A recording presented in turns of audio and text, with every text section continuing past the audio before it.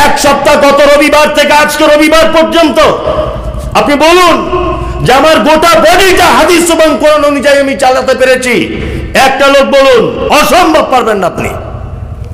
তা আপনার পক্ষে যদি এক সপ্তাহে একটা বডি যদি হাদিস কোরআন দিয়ে না চালাতে পারেন, আপনি দেশ চালাবে, রাষ্ট্রপতি হবে, প্রধানমন্ত্রী হবে, মুখ্যমন্ত্রী হবে, আবু বকর, ওমর, উসমান, আলীর মতো এই চিন্তা ভাবনা আপনার আসে কি করে?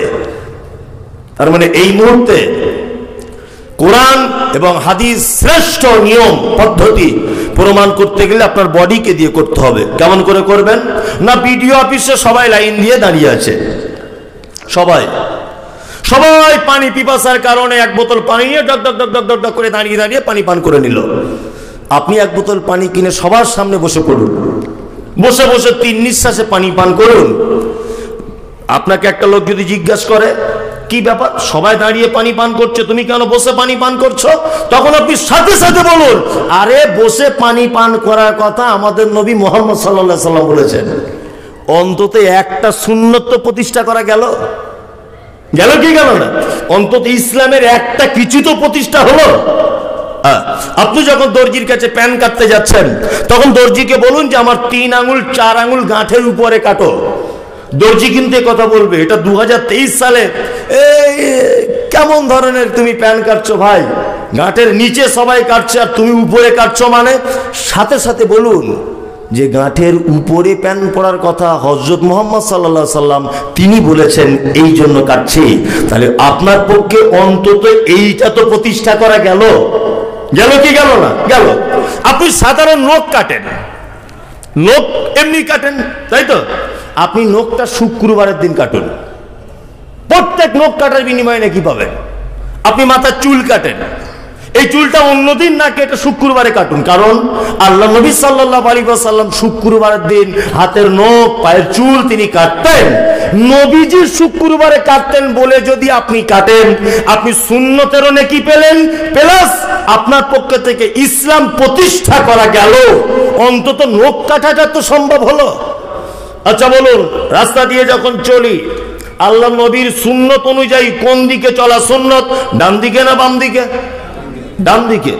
আচ্ছা, আমি যদি এখন যশোর রোডে আমার মোটরসাইকেল নিয়ে ডান দিকে যদি চলি, তাহলে অ্যাক্সিডেন্ট হওয়া সম্ভব না? আছে না? হবেই। কোনটা? হবেই। আর যদি অ্যাক্সিডেন্ট হয়েও যায়, তাহলে ইন্স্যুরেন্স কোম্পানি কোন রকমের ক্লেম আমার নামে নেবে না, পাবলিকও বরঞ্চ মারবে যে বদমাইশির জায়গা পাও না, তোমার বাম দিকে সাইড আর ডান দিকে যাচ্ছ, এটা বলবে কি বলবে না? বলবে। তাহলে আমরা এই যে ডান দিকে চলা সুন্নত, এই হাদিসটা হিন্দুস্তানে বসবাস করি, এই হাদিস এখানে মানানো সম্ভব নয়, এটা বাংলাদেশে মানানো যাবে। কারণ আমাদের মানে দেশীয়ভাবে একটা নিয়ম হচ্ছে, যখন রাস্তা দিয়ে চলবে বাম দিকে চলো, তার মানে এখানে ডান দিকের হাদিস চলবে না। নাম্বার 2, আল্লাহ নবী সাল্লাল্লাহু আলাইহি ওয়াসাল্লাম বলেছেন যে পৃথিবীতে অনেক বড় ধরনের পাপ আছে, তার মধ্যে একটা পাপ হচ্ছে সুদের টাকা খাওয়া। এটা বড় পাপ, মারাত্মক পাপ। এটা হচ্ছে আকবারুল কাবায়ের, মানে বড়র বড় পাপ। এতে কারুর কোনো হানাফি, সাফি, মালিকি, দেওবন্দি, জামাত ইসলামী, পাথরচাপড়ি, কাশ্মীরি, আজমিরি কারুর কোনো মতভেদ নেই। হারাম, সুদ হারাম, সমস্ত দলমত নির্বিশেষে এক কথায় মুসলিম যারা এক রকম ভাবে তারা এটা বলবে যে সুদ হারাম, ইসলামে সুদ নিষিদ্ধ। কিন্তু ভারতীয় একটা নিয়ম হচ্ছে এই যে আপনাকে জিরো ব্যালেন্সের একটা অ্যাকাউন্ট খুলতে হবে। হবে কি হবে না? হবে। আপনি যখন জিরো ব্যালেন্সের অ্যাকাউন্ট যখন খুলবেন, আপনি অন্তত পক্ষে 5,000 টাকাও তো অ্যাকাউন্ট আপনার থাকে, তাহলে 5,000 টাকাও তো ব্যাংক এক বছরে আপনাকে কিছু না কিছু সুদ দেয়, 5 টাকা হলেও তো দেয়। তাহলে বুঝে নিতে হবে যে আমরা এমন এক পর্যায়ে বসবাস করছি যেখানে আমরা ডান দিকে চলতে পারবো না, অ্যাক্সিডেন্ট হলে ক্ষতিপূরণও পাবো না, এবং সুদ প্রকাশ্য হারাম। তারপরেও আমার ইচ্ছা না থাকার পরেও সুদী কারবারের সঙ্গে সুদের টাকা আমাকে অনিচ্ছাকৃত হলেও ভক্ষণ করতে হচ্ছে না? তাহলে এখানে আপনি কোরআন মানাবেন কি করে? আল্লাহ যে বলছে যে সারা পৃথিবীতে তোমাকে পাঠানো হয়েছে এই কারণে যে ইসলাম শ্রেষ্ঠ, এটা প্রমাণ করে দিয়ে আসতে হবে। কোরআনের আইন শ্রেষ্ঠ, এটা প্রমাণ করতে হবে। এটা এখানে সম্ভব? সম্ভব? কখনোই সম্ভব নয়। আমাদের দেশের বড় জনা থেকে ছোট জন পর্যন্ত সব জনাই তো ইসলামের শত্রু, হাদিস এবং কোরআনের বিপক্ষে। বিপক্ষে কি বিপক্ষে নয়? সবাই ইসলাম এবং হাদিস কোরআনের বিপক্ষে, বিপক্ষে নয়। তাহলে এখানে আপনি কি করে হাদিস কোরআন দেখাবেন? আমরা অনেক সময় মুসলিমদেরকে দেখেছি ভারত সরকারকে গালাগালি করে, রাজ্য সরকারকে গালাগালি করে, কোন দলীয় নেতাকে গালাগালি করে, করে না? করে। কারণ আমাদের বিপক্ষে যদি কোনো বিল যদি পাস হয়, আমাদের বিপক্ষে যদি কোনো মতামত যদি চলে যায়, আমরা গালাগালি করি, খুব করি না? খুব গালাগালি করি। আচ্ছা, আমরা যারা এখানে বসে আছি, আমরা এটা চাই যে হযরত ওমরের মতো দেশের একটা প্রধানমন্ত্রী হোক? এটা আমরা চাই তো? সবাই সবাই চাই না? সবাই চাই। হযরত উসমানের মতো একটা লোক দেশের প্রধানমন্ত্রী হোক? এটা আমরা চাই না? সবাই চাই। হযরত আবু বকরের মতো একটা লোক দেশের প্রধানমন্ত্রী হোক? এটা আমরা চাই, সবাই চাই। হযরত আলীর মতো একটা লোক আমাদের এলাকার এমএলএ হোক? এটা আমরা চাই না? সবাই চাই। এটা আমরা সবাই চাই। এবার আপনাকে একটা কথা বলছি, পৃথিবীর প্রত্যেক প্রতিষ্ঠানগুলি দেখবেন সেক্রেটারি, কেশিয়ার, সভাপতি, এই সমস্ত মানুষের নেতৃত্বে চলে, চলে না? চলে। আমি যে মাদ্রাসায় কাজ করি, আমি যত বড়ই মৌলভী সাহেব হই, যত বড়ই বক্তা হই, আমি যদি সেই মাদ্রাসার সেক্রেটারির বিরুদ্ধে যদি কথা বলি, আচ্ছা বলুন তো দেখি, আমার চাকরি টিকবে? টিকবে না। এখন আমাদের হাফেজ সাহেব, হাফেজ হাবিবুর রহমান মাদ্রাসা রহমানিয়াতে কাজ করে, এখন যদি কমিটির যদি বিপক্ষে কোনো মতামত যদি পেশ করো, চাকরি টিকবে না, কখনোই টিকবে না। কারণ কমিটি, সেক্রেটারি, কেশিয়ার, সভাপতির ঊর্ধ্বে হাফেজ হাবিবুর রহমান নয়। তার মানে দায়িত্বশীল মানুষদের কথা অমান্য করলে দায়িত্ব থেকে তাকে বাদ দিয়ে দেওয়া হয়। এখন ইসলাম প্রতিষ্ঠার একটা মাত্র দিক বর্তমানে খোলা আছে, সেটা হচ্ছে এই যে রাষ্ট্রীয়ভাবে, দেশীয়ভাবে, গ্রাম্যভাবে, পঞ্চায়েত ভাবে, এমএলএ ভিত্তিক, এমপি ভিত্তিক এইভাবে ইসলাম প্রতিষ্ঠা করা সম্ভব নয়। ইসলাম প্রতিষ্ঠা করা সম্ভব আপন দেহ, আপন বডিটাকে দিয়ে ইসলাম প্রতিষ্ঠা করুন। যদি বলছেন কেমন করে, দেখবেন গোটা বডির প্রত্যেক অঙ্গ প্রত্যঙ্গের আলাদা আলাদা ডিপার্টমেন্ট আছে, একই ডিপার্টমেন্টে সবাই কাজ করে না। যেমন হাত, এ যে ডিপার্টমেন্টের কাজ করে, চোখ সে ডিপার্টমেন্টের কাজ করতে পারে না, পারে না। চোখ যে ডিপার্টমেন্টের কাজ করে, পা সেই ডিপার্টমেন্টের কাজ করে না, করে? একদমই করে না। আলাদা আলাদা টোটাল ডিপার্টমেন্ট ভাগ করে দেওয়া আছে। এই টোটাল ডিপার্টমেন্টের একটা সেক্রেটারির আসনে একটা অঙ্গকে বসানো হয়েছে, তার নাম কি? মাথা। এ হচ্ছে টোটাল, এই টোটাল ডিপার্টমেন্টের হেড কে? মাথা। মানে এ যা বলে গোটা অঙ্গ প্রত্যঙ্গ সেইভাবে চলে। কাল সকালবেলা জলসার পরে আপনাকে কেউ সুদের টাকা দিচ্ছে, আপনি টাকাটা হাত দিয়ে ধরছেন, ধরার আগে আপনার ব্রেন কিন্তু বারবার বলছে, এই বদরুদ্দোজান আদমি বলে গেছে সুদের টাকা হারাম, আসাম থেকে মনোয়ার বলে গেছে সুদের টাকা হারাম, একদম হাতে করবি না, একদম হাতে করিস না, বিপদে পড়ে যাবি। তবু আপনার হাত পকেটে ভরে নিল, টাকাটা ভরে নিল না। ব্রেন বারবার বলছে, এই টাকা ধরিস না, এটা সুদ, এটা একদমই ধরিস না। তারপরেও আপনি আপনার ব্রেনের কথা অনুযায়ী আপনি আপনার হাতকে আটকাতে পারলেন না, পারলেন না। তাহলে আপনি এই চিন্তা ভাবনা রাখেন কি করে যে দেশের প্রধানমন্ত্রী আবু বকর হোক, দেশের রাষ্ট্রপতি ওমর হোক, রাজ্য সভাপতি হযরত উসমান হোক, এলাকার এমপি হযরত আলী হোক, এটা আপনি ভাবেন কি করে? আপনি তো নিজের বডিটাকে হাদিস কোরআন দিয়ে চালাতে পারেন না, তা আপনি দেশ চালাবেন হাদিস কোরআন দিয়ে? স্বপ্ন দেখেন কেমন করে? এক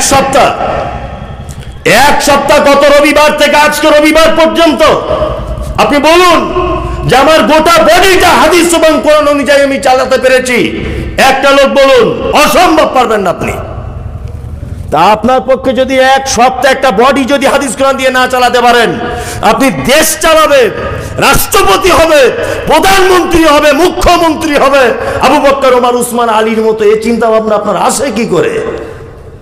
তার মানে এই মুহূর্তে কোরআন এবং হাদিস শ্রেষ্ঠ নিয়ম পদ্ধতি প্রমাণ করতে গেলে আপনার বডিকে দিয়ে করতে হবে। কেমন করে করবেন? না, বিডিও অফিসে সবাই লাইন দিয়ে দাঁড়িয়ে আছে, সবাই পানি পিপাসার কারণে এক বোতল পানি নিয়ে ডক ডক ডক ডক ডক ডক করে দাঁড়িয়ে দাঁড়িয়ে পানি পান করে নিল। আপনি এক বোতল পানি কিনে সবার সামনে বসে পড়ুন, বসে বসে 3 নিঃশ্বাসে পানি পান করুন। আপনাকে একটা লোক যদি জিজ্ঞাসা করে কি ব্যাপার, সবাই দাঁড়িয়ে পানি পান করছে, তুমি কেন বসে পানি পান করছো, তখন আপনি সাথে সাথে বলুন, আরে বসে পানি পান করার কথা আমাদের নবী মুহাম্মদ সাল্লাল্লাহু আলাইহি সাল্লাম বলেছেন। অন্তত একটা সুন্নত তো প্রতিষ্ঠা করা গেল, গেল কি গেল না? অন্তত ইসলামের একটা কিছু তো প্রতিষ্ঠা হলো। আপনি যখন দর্জির কাছে প্যান কাটতে যাচ্ছেন, তখন দর্জিকে বলুন যে আমার 3 আঙুল 4 আঙুল গাঁঠের উপরে কাটো।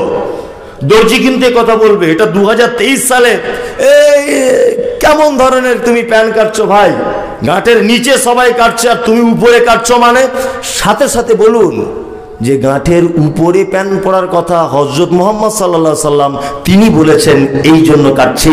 তাহলে আপনার পক্ষে অন্তত এইটা তো প্রতিষ্ঠা করা গেল, গেল কি গেল না? গেল।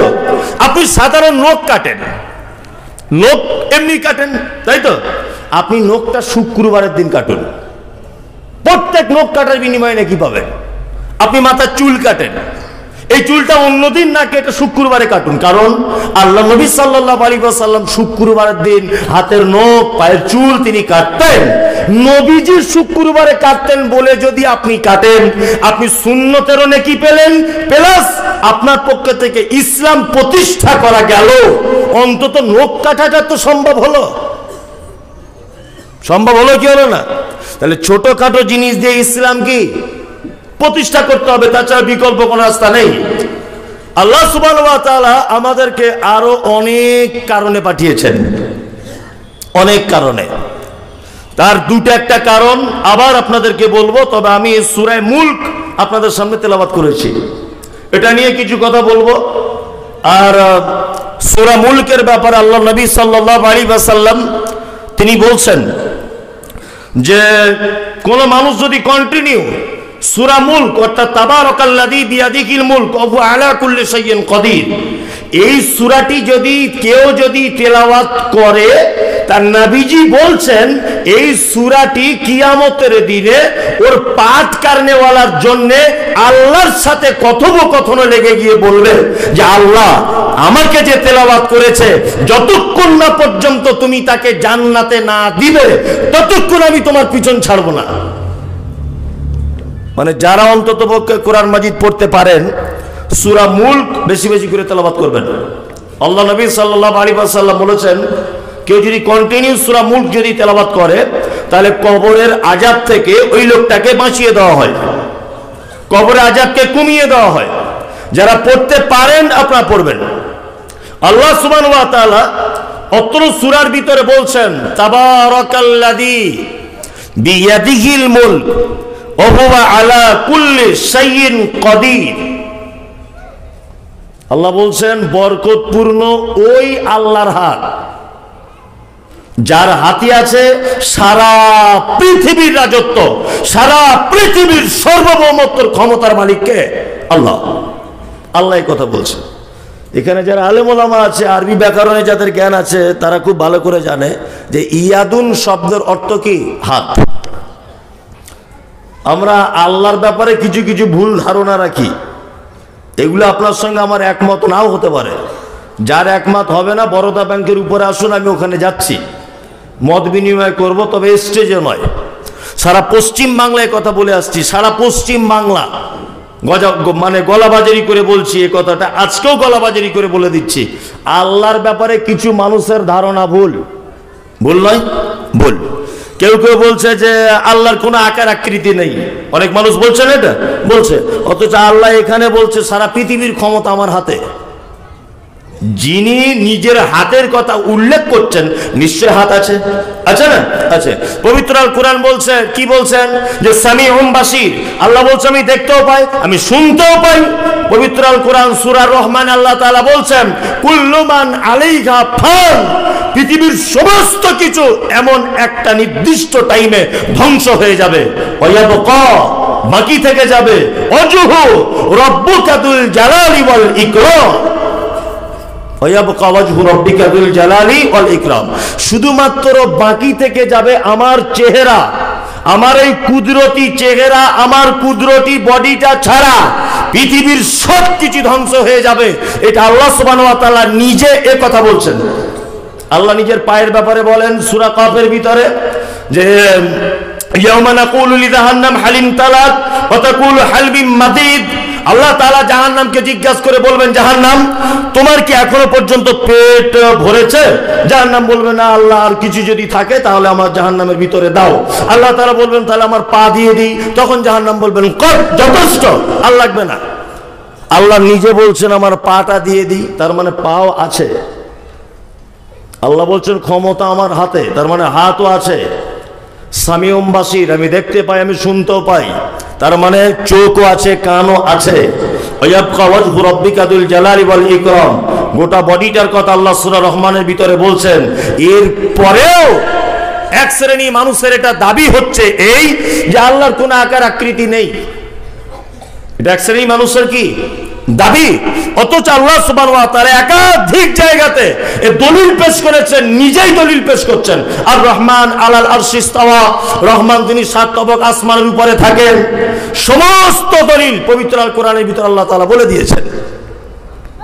আল্লাহ তাআলা বলছেন তাবারাকাল্লাযী, বরকতপূর্ণ ওই আল্লাহর হাত, বিয়াদিহিল মুলক, যার হাতে আছে পৃথিবীর সমস্ত রকমের ক্ষমতা। সমস্ত ক্ষমতার মালিক আল্লাহ, তাই না? রুজি রুটির মালিক আল্লাহ, হায়াত মওতের মালিক আল্লাহ। কিন্তু আমরা আল্লাহ রুজি রুটির মালিক সব বিশ্বাস করি, কিন্তু বাস্তবতায় বড় কঠিন। দেখবেন আমাদের দত্তপুর হাটখোলায় যত মুসলিমদের দোকান আছে, এগুলো লক্ষ্য করবেন না, পাড়া গ্রামে সমস্ত মুসলিমদের দোকানের পাল্লা বাটখরা যেখানে রাখে ওই জায়গাটায়, না হলে তার পিছনে আয়াতুল কুরসি, সূরা ফাতিহা, কুল হুয়াল্লাহু আহাদ লিখে দেখবেন টাঙানো আছে। থাকে না? থাকে।